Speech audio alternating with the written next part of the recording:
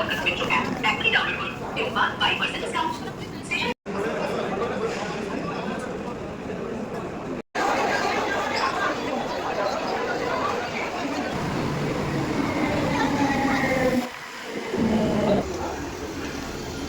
দাদা আমার একটা হবে ছোট। না না আরেকটা এমনি খাবো।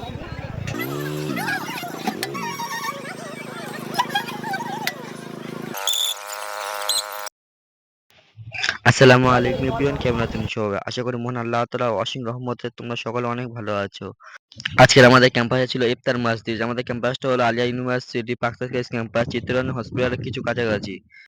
আমি ইফতার মাজলিসে অংশগ্রহণ করার জন্য চলে আসলাম আমাদের পাকসার্ভিস ক্যাম্পাসে। আমরা এসেছি ইফতারের অনেকটাই আগে, আর অনেকটা আগে থেকে দেখছি ছেলেদেরকে বসাতে হয়েছে, কেননা অনেক লোকের সমাগম। কতজন বুঝতে পারবে, কতজন বুঝতে পারবে না, জায়গা হবে কি হবে না, কতটা কি প্লেট দিতে হবে, কতজনটা কতটা খাবার লাগবে, তার জন্য অনেক আগে দেখতে আমাদের খাওয়ানোর জন্য আইটেম চলছিল। ইফতার আগে সবার বসিয়ে দিয়ে ইফতার দেওয়া হচ্ছিল।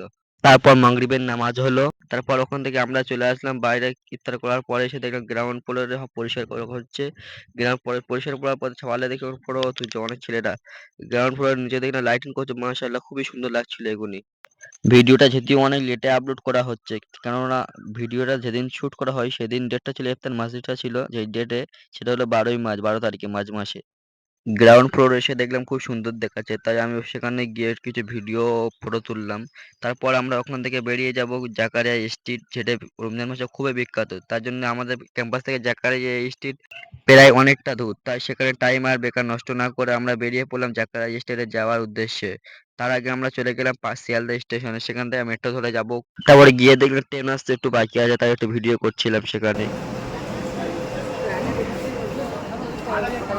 আমার পডকাস্ট মেট্রো অ্যাপ এখনই ডাউনলোড করুন এবং পান 5% ডিসকাউন্ট।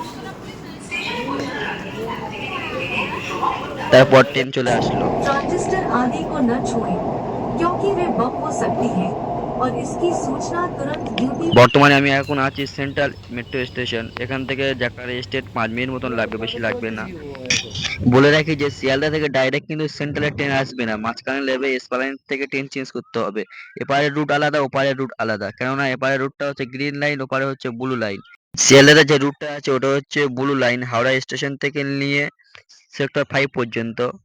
তারপর এসপালাইন থেকে চেঞ্জ করে যেতে হবে গ্রিন লাইনে, যেটা আছে কবি সুভাষ থেকে নিয়ে দক্ষিণ ঈশ্বর পর্যন্ত। তারপর ফাইনালি পৌঁছে গেলাম জাকারিয়া স্ট্রিট। চারিদিকে লাইটিং ভরপুর, খুবই সুন্দর দেখাচ্ছিল। পুরো রাস্তাটা লাইটিং দিয়ে ঘিরে রেখেছে। লাইটিং দিয়ে লেখা আছে রামাদান মোবারক। ব্লু কালার যেটা আছে দেখো, রামাদান মোবারক।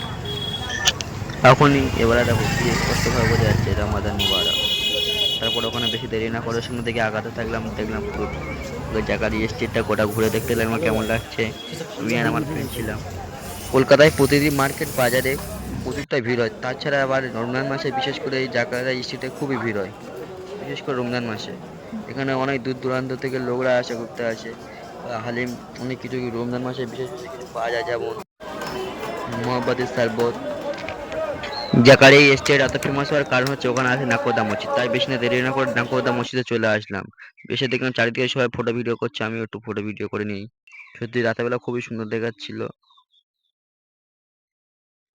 উপর দিয়ে যখন ভিডিও করলাম আরো সুন্দর দেখাচ্ছে। উপরে অনেক অনেক উঠে, বেশিরভাগ উঠে ফটো ফটো তোলে। আমার জানা মতে কলকাতার সব থেকে বড় মসজিদ হলো নাকোদা মসজিদ। তাই বেশি দেরি না করে আমাদের বাড়ি যেতে হবে, তাই আমাদের বাড়ি প্রায় ওখান থেকে 70 কিলোমিটার বেশি দূরে, তাই আমরা বেশি দেরি না করে চলে আসলাম বাইরে কিছু খাওয়ার জন্য, কিছু খেয়ে বাড়ি চলে যাব। কিন্তু কি খাবো সেটাই বুঝতে পারছি না, চারিদিকে যা দোকান।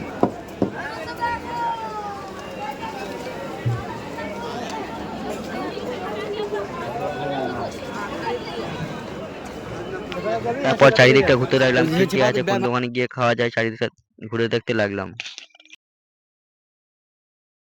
এবার তো যাবে তো এবার তো ভালো কোকো কোনটা ধন্যবাদ এই হালকা হালকা খেলে নে তো ওটাতে যাবে কত আমি কিছু বলি টেন পাবি না এটা কি মশিন দেখনে ঘালে হালে হবে গোটা গোটা বাচ্চা এই কি হচ্ছে এই তো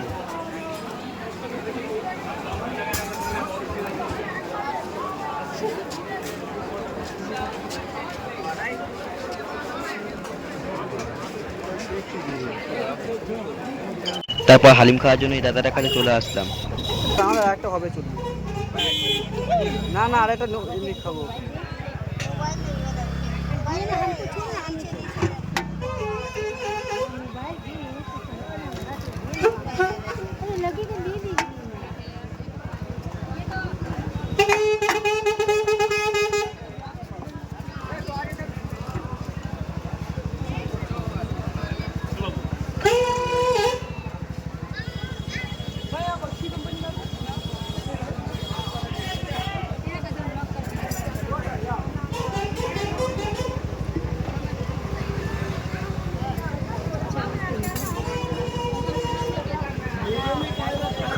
তারপর হালিমকে বেরিয়ে আসলাম বাড়ি যাওয়ার উদ্দেশ্যে। এখানে এসে দেখলাম ট্রেন এখন একটু ঢুকতে দেরি আছে, তাই ভাবলাম একটা ভিডিও করি। ট্রেন ঢুকছে, মেট্রো ট্রেন কখনো ভিডিও করা হয়নি এইভাবে। আমি এখন বর্তমানে দাঁড়িয়ে আছি, এটা আছে সেন্ট্রাল। দেখলাম ওপারে মেট্রো ঢুকছে, তাই একটু ভিডিও করি। যে ট্রেনটা আসছে দেখা পাচ্ছে দূর থেকে, এটা আসছে দক্ষিণেশ্বর থেকে যাবে কবি সুভাষ। তারপরে এপারে দেখলাম একটা ট্রেন হয়ে গেছে, যেটা যাচ্ছে কবি সুভাষ থেকে নিয়ে দক্ষিণেশ্বর পর্যন্ত। এটা হলো গ্রিন লাইন।